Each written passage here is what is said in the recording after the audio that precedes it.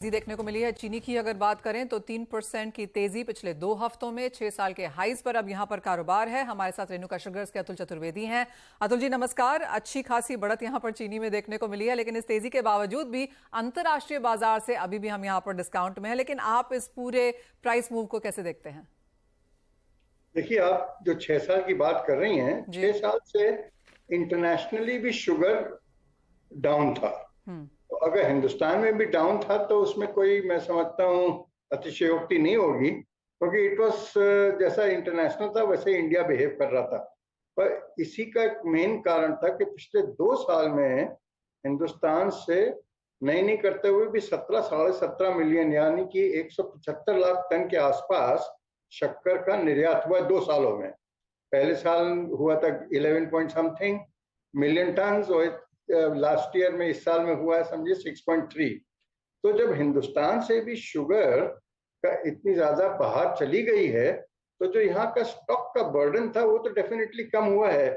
थोड़ा बहुत अगर हिंदुस्तान के बाजार भी सुधरेंगे तो मैं नहीं समझता कि इस माहौल में जहाँ हर कमोडिटी बहुत ज्यादा तेज है, अगर शुगर थोड़ी बहुत भी अगर सुधरी है तो कोई बहुत ज्यादा फिक्र की बात नहीं है। और जहां तक हिंदुस्तान में अवेलेबिलिटी का सवाल है, उसकी मैं नहीं समझता कि कोई कमी है। अवेलेबल बहुत है शुगर, पर इंटरनेशनल जो क्लूज आ रहे हैं उसको देखते हुए थोड़ी बहुत यहाँ पे अगर तेजी आ जाए तो मैं समझता हूँ कि वो that should be taken in the STRIDE, और इसमें कोई ज्यादा फिक्र की बात नहीं है। पर एक चीज और जरूर मैं शेयर करना चाहूंगा कि जी। अगस्त महीने का जो साउथ में जो पानी था वो काफी कम हुआ है। मैं समझता हूँ 70-75% के आसपास कमी आई है सदर्न इंडिया में, यानी कर्नाटका और महाराष्ट्र, जो कि बिग शुगर प्रोड्यूसिंग स्टेट्स हैं।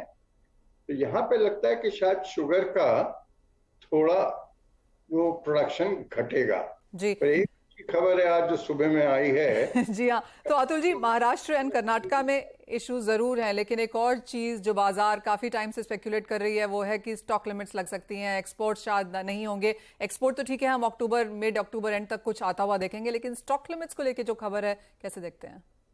स्टॉक लिमिट से मेरा तो मानना है, देखिए मैं तो 70s और 80s का वो जमाना देखा है, सोशलिस्ट पीरियड का। अगर एट अ पर्सनल लेवल आप मेरे से पूछिए तो ये बाजारों को और ज्यादा डिस्टॉर्ट करता है और सप्लाई चेन को और ज्यादा डिस्टर्ब करता है। उसका अल्टीमेटली नेट रिजल्ट ये होता है कि बाजार जो आप चाहते हैं कि कंट्रोल हो, वो बाजार और ज्यादा कंट्रोल के बाहर जाते हैं। तो मेरी तो केवल, और हिंदुस्तान का वो जमाना गया जब शिफ्ट टू फोर्क का जमाना था।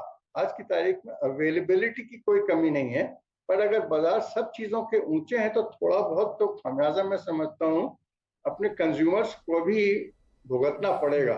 इतने ज्यादा रेगुलेटेड और प्रोटेक्टेड मार्केट में देखिए शक्कर का दाम मुश्किल से एक आधा रुपए ही ऊपर नीचे हुआ है, कुछ बहुत ज्यादा तेजी नहीं आई है। जी।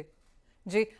जिस तरह से ग्लोबल डेफिसिट की बात की जा रही है कि 2 से 5 मिलियन टन के बीच में रह सकता है, काफी लंबा गैप है ये, आप कैसे वो नंबर रीड कर रहे हैं? नहीं, देखिए, एक तो सबसे बड़ी बात यह कि हिंदुस्तान का 6-6.25 मिलियन टन मार्केट से गायब हो गया है। एंड प्रैक्टिकली अब फ्यूचर में भी नहीं लगता है कि with elections round the corner and Hindustan is fighting inflation on all fronts, तो मुझे नहीं लगता कि हिंदुस्तान से शुगर एक्सपोर्ट होगी। तो जो भी अपने शुगर को वर्ल्ड का उसमें पेंसिल इन करेंगे, उसमें से 6 मिलियन टन हिंदुस्तान का गायब हो जाएगा। द सिल्वर लाइनिंग इज कि ब्राजील की क्रॉप बहुत बढ़िया रही है और वहाँ क्रशिंग भी बहुत जोर शोर से चल रही है, और वहाँ ऑलमोस्ट 40 मिलियन टन का मैं समझता हूँ इस साल एस्टिमेट है कि शुगर हो जाएगी। तो उसमें जो वहां पे बढ़ा है उसके सामने यहाँ थाईलैंड में घटती हुई दिखाई दे रही है। थाईलैंड तो ओवरऑल जो पिक्चर है वर्ल्ड में, मैं नहीं समझता कि कोई बेरिश फैक्टर अभी नजर में आ रहा है। उसके साथ साथ आप देखिए क्रूड भी अभी $90 के आसपास आ गया है। तो क्रूड अगर 90 आ जाएगा तो ब्राजील में एथेनॉल में वापस डाइवर्जन बढ़ेगा शुगर का। तो ये सारी चीजें पुलिस तो हैं इंटरनेशनली। जी। जैसे आपने कहा कि चीनी की अवेलेबिलिटी पर्याप्त है यहाँ पर, तो किस तरह की डिमांड फेस्टिवल्स में आता हुआ देखते हैं? और दूसरी चीज, ईयर ऑन ईयर चीनी के जो कंजम्पशन है, भारत किस तरह की ग्रोथ दिखाता है? देखिए, मैं नहीं समझता कि अभी कोई कहना फेस्टिवल में बहुत ज्यादा डिमांड बढ़ने वाली है। जो डिमांड बढ़नी है वो ऑलरेडी आजकल 12 महीने हिंदुस्तान में फेस्टिवल मनते रहते हैं। जी। तो ना एडिबल ऑयल में मुझे कोई बहुत फर्क दिखाई देता है फेस्टिवल टाइम में, और ना ही इसमें दिखाई देता है। पर जहां तक हिंदुस्तान में इंक्रीज का सवाल है, तो we have traditionally been pencilling in about 0.5 million ton, मतलब इतना साल का शुगर कंजम्पशन हिंदुस्तान में बढ़ता है।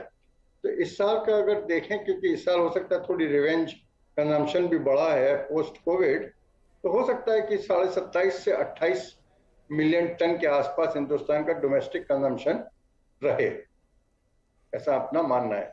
ऑल राइट, 27.5 से 28 मिलियन टन की कंजम्पशन भारत बाजार में रह सकती है। अतुल जी, एज ऑलवेज बहुत शुक्रिया साथ जोड़ने के लिए, और वो बहुत डीप डाइव यहाँ पर शुगर सेक्टर में हमारे साथ शेयर भी करने के लिए। जाते जाते रवि, आपसे जानना चाहेंगे कैसे देखते हैं एग्री